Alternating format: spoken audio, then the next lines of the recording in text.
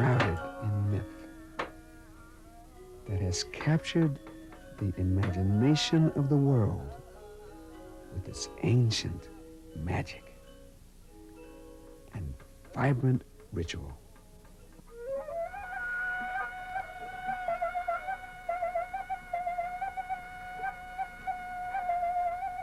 This island is Bali. Lying just 8 degrees south of the equator, it is one of 13,000 islands in the archipelago nation of Indonesia, which stretches from Malaysia to Australia.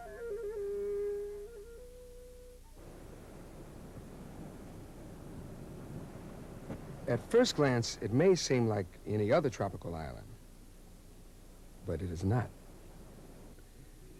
It is Bali, where everyday life is an intricate cultural mosaic of ceremony, ritual, and enchanting surprises, all contributing to a well-deserved romantic and exotic reputation.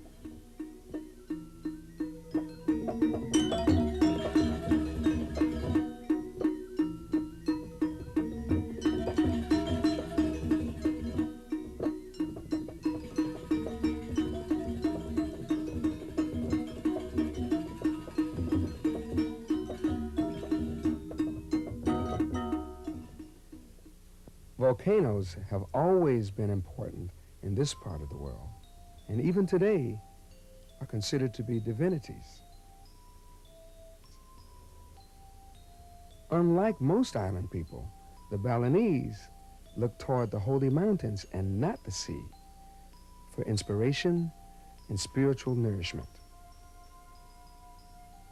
Mount Agung, the highest peak on Bali, is said to be the navel of the world. Flourishing on its slopes is the most sacred of all Balinese temples, Besaki, the Mother Temple.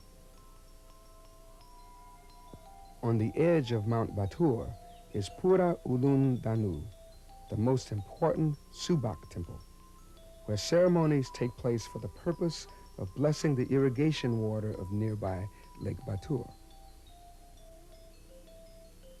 Temples are considered the nucleus of Balinese culture, for it is here where the Balinese renew spiritual and cultural bonds.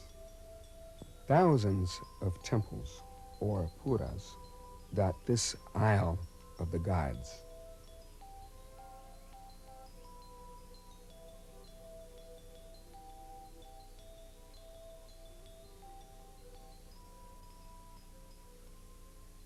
Nearly every day, somewhere on this island, the Balinese flock to their temples to honor the gods with offerings, prayer, and devotion. Usually deserted, these temples vibrate with activity on holy days when the gods descend from the heavens and are entertained.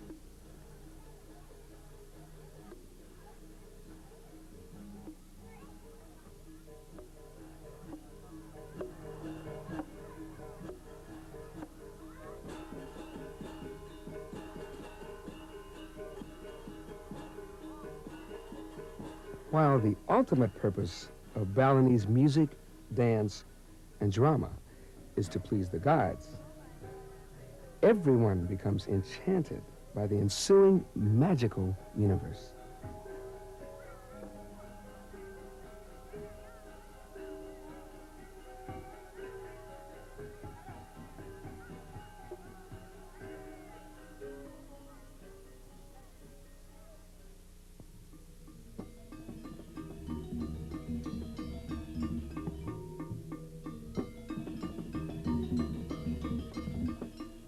Balinese dance, accompanied by the haunting, eerie, metallic sound of the gamelan orchestra, and highlighted by the exotic hand and eye movements of the performers, evokes images of another world.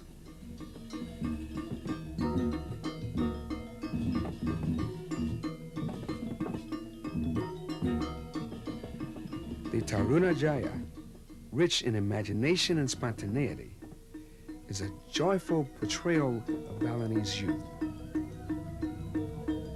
displaying the emotions of rage, ferocity, arrogance through facial expressions, the Baris exemplifies the proud Balinese warrior.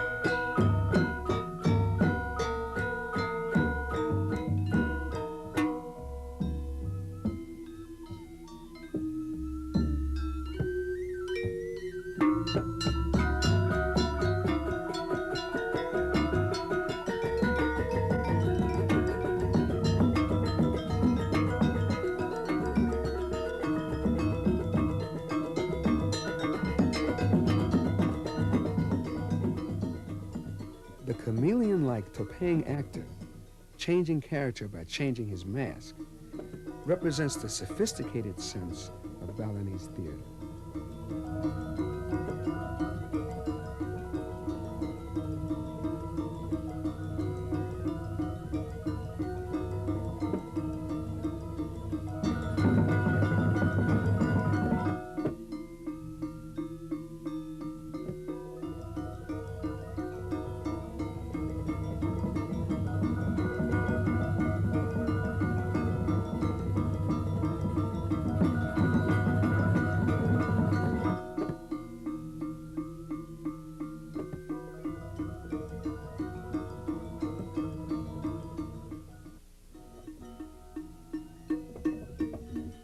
The pendet, traditionally the presentation of an offering through dance, is also performed as a welcome and blessing to the public.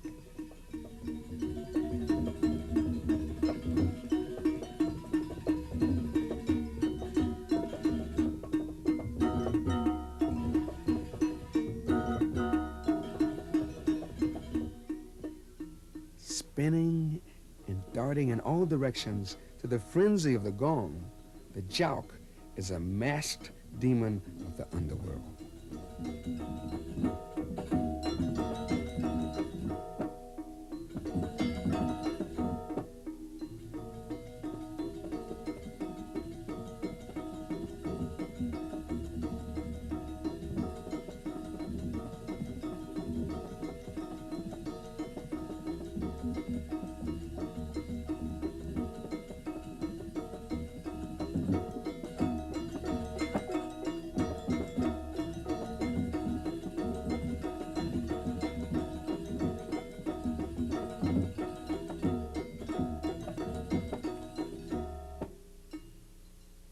The dance of heavenly nymphs, the lagong, is the very essence of femininity and grace.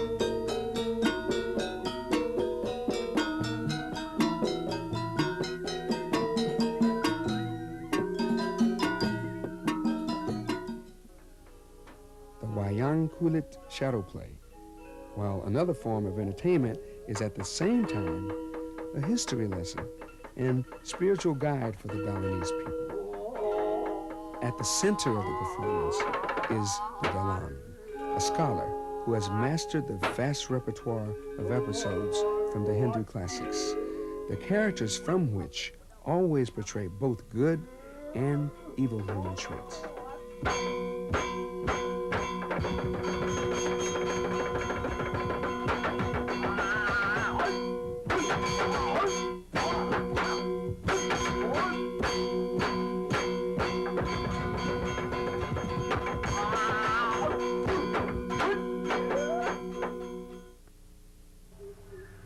There is a darker side to Bali. Balinese Hindu religious beliefs do not allow for the existence of only good. For every positive and constructive force, there is an ever-present negative and destructive force which must be placated.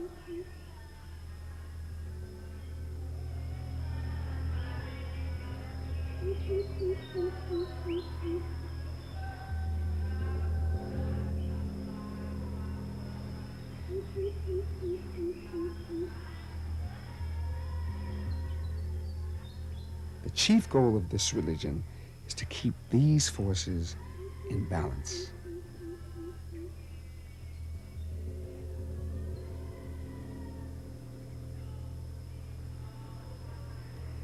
As a result, the Balinese find themselves treading a narrow and precarious path between these two awesome aspects of God.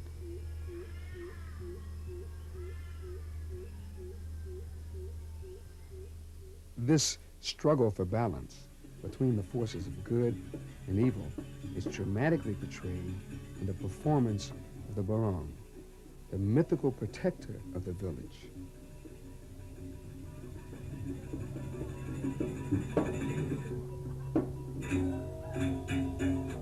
Possessing great magical powers, the Barong clashes with Rangda, the sorceress witch, embodiment of evil.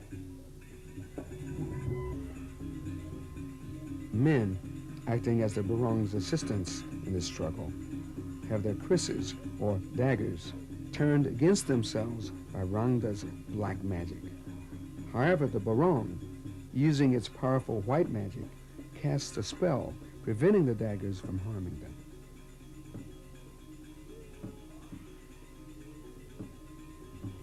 Rangda is then defeated, and the forces of good and evil are balanced once again.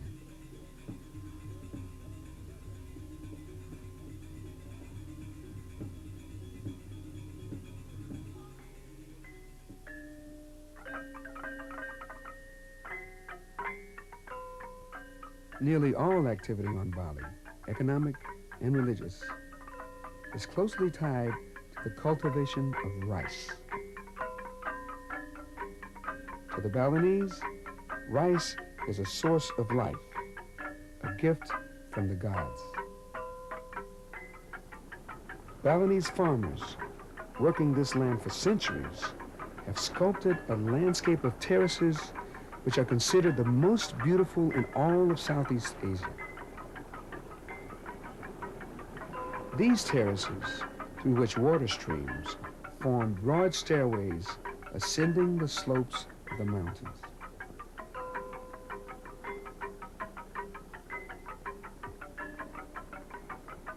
Bali's sacred springs and lakes are the source of irrigation water. The equal distribution of this water is controlled by the Suba, the all-important agricultural cooperative. Before planting, the paddies are first flooded and plowed. After the earth has been worked, the cycle begins by replanting young shoots chosen from the previous harvest.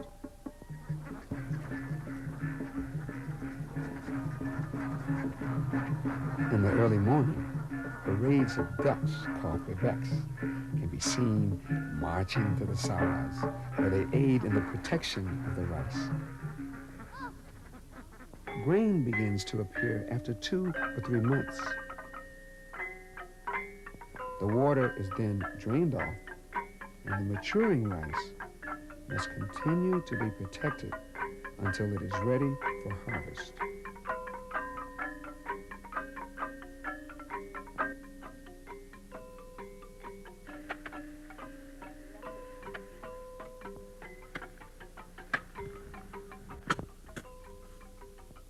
After harvesting, the fields are engulfed in smoke from the burning straw.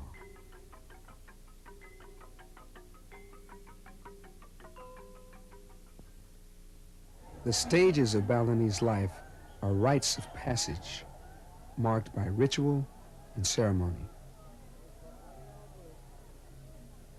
Perhaps the most joyous and spectacular of these is a cremation. For to the Balinese, it is a sacred duty to release the immortal soul from its earthly vessel so it can travel on its heavenly journey until it is reincarnated.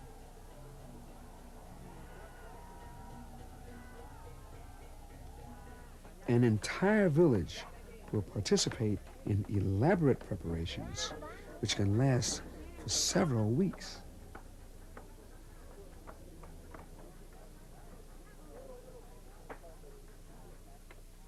The sarcophagus is built out of a solid tree trunk and decorated with paper, mirrors, and tinsel.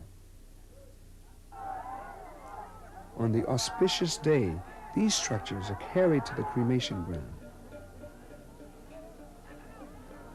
The carnival atmosphere seems to reflect a belief that the fortuitous ascent of the spirit is in direct proportion to the din of the crowd.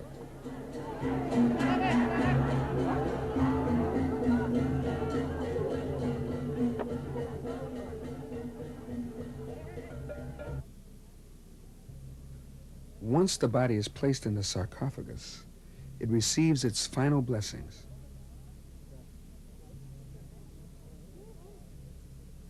And is consumed by flames.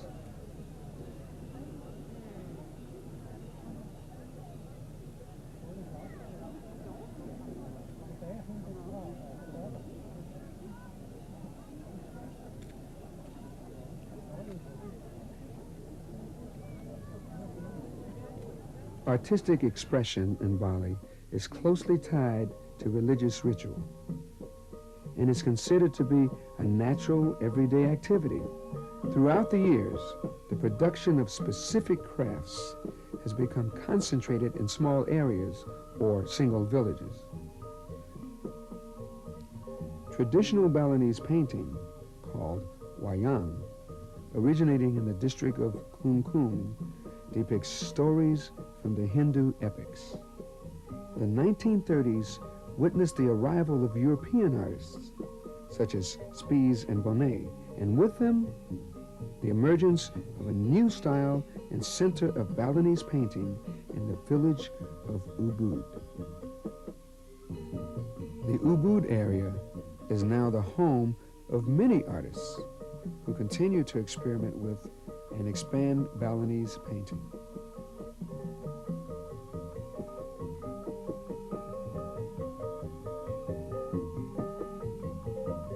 The village of Mas is the center of wood carving and mask making, where skilled craftsmen work teak, ebony, and jackfruit, fashioning masterpieces traditionally created for royalty.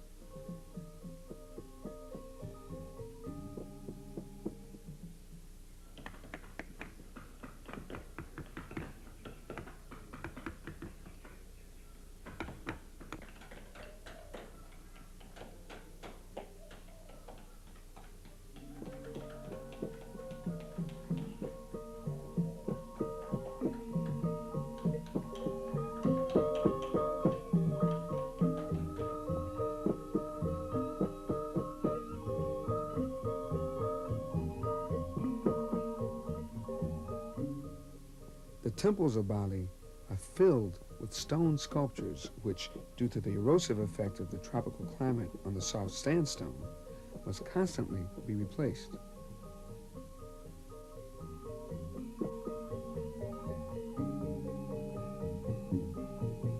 The gifted carvers of the village of Batubalan are obliged to maintain this tradition.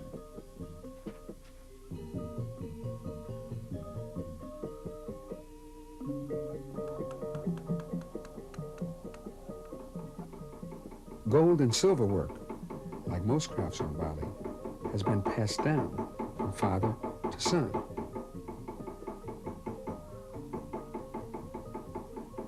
Young apprentices in the village of Chaluk create jewelry of intricate design and delicate filigree.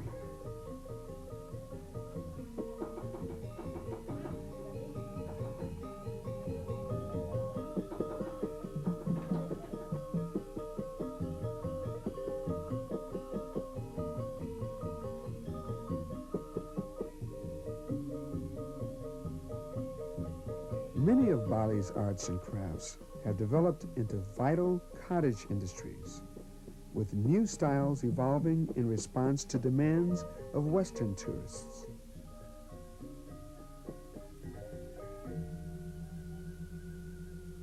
This is all natural color, which I made it myself. So they all come from vegetable dyes which just grow up in Bali. So they are content of betel nut, leaf, and mango stain, fruit and the leaf. A betel nut will give a deep red and also a really, really dark brown. And hibiscus can give you different kind of plant will give you different color. For example, like the flower will give you a bright red, and then the root give you a totally different contrast color, which is dark ochre. See, that is what I mean by the magic of the natural color. Because it's very safe, you can use with your hand. It's not dangerous. And also, suppose it's great fun because the color is a really vibrant color.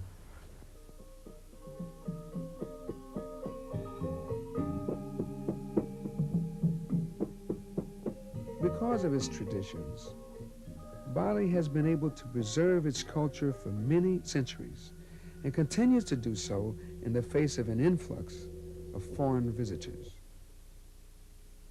Tourism plays a vital role in the economy of modern-day Bali. Over the past 15 years, tourists have flocked here, and major resorts have developed along the beaches. Sanur Beach was the first to develop as a resort area in the 1950s and continues to attract international travelers. In 1983, the Nusa Dua Beach Hotel, a first-class hotel of the highest international standards, opened on the Bukit Peninsula.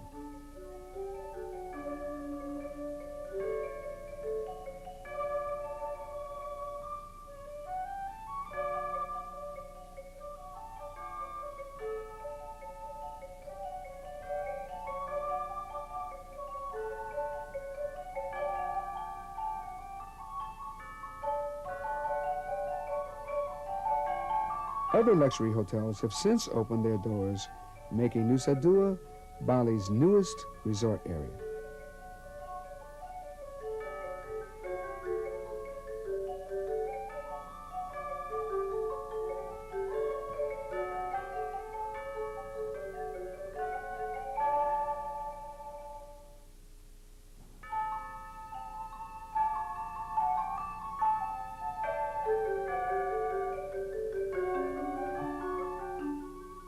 Since the 70s, the Kuta Legion area has attracted young, budget-minded adventurers who still crowd its beaches, searching for the perfect tan.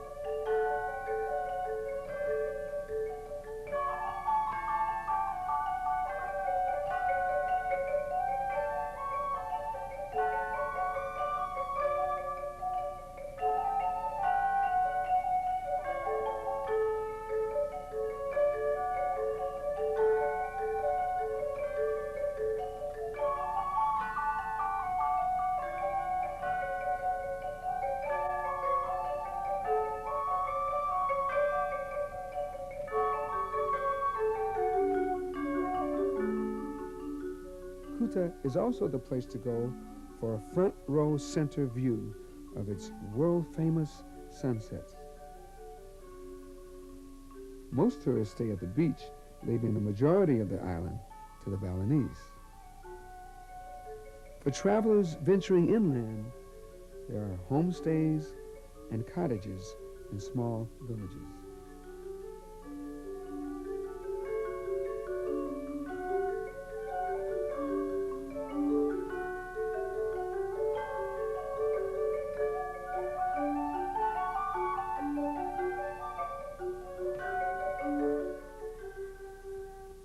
This is a Balinese meal, and this is the Balinese way we cook the fish. And this is Balinese vegetables made from breadfruit. And this is smoked duck. And this is Balinese satay and fried eels. And red rice. Well, we are Balinese, we're enjoying to eat.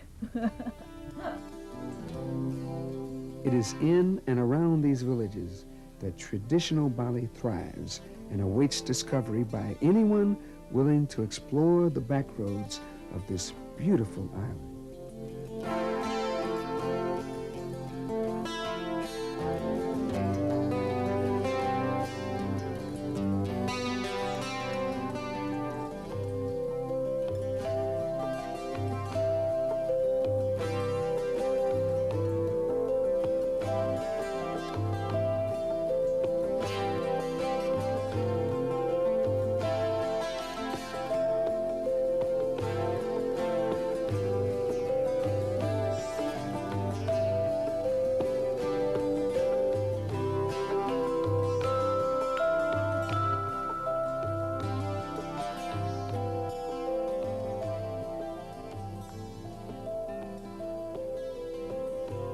India's Prime Minister Nehru called Bali the morning of the world.